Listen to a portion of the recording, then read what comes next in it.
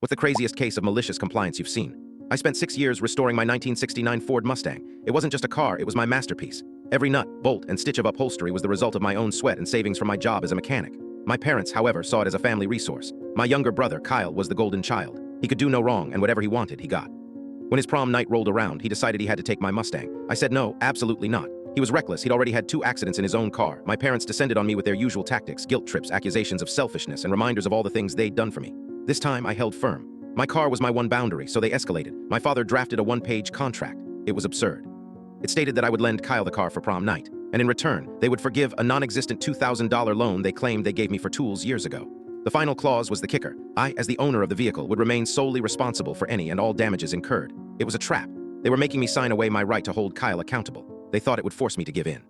I looked at the contract, at their smug, expectant faces, and a different idea began to form.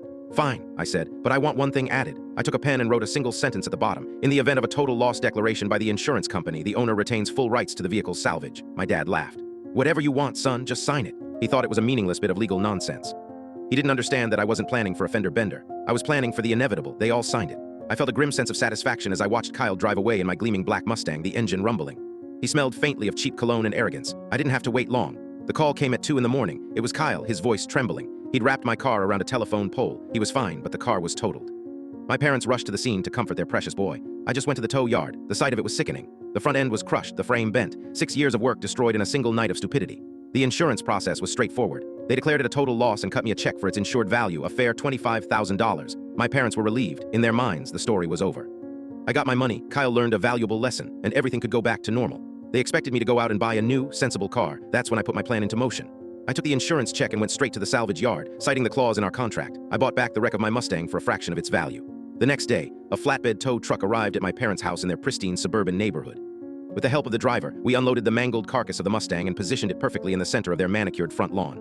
Then I got to work. I bought a large granite plaque and had it professionally engraved. It read, "The Consequences of Favoritism 2024, Steel, Glass, and Broken Promises. Artist, their other son." I mounted it on a concrete base right in front of the wreck. I had consulted with a lawyer.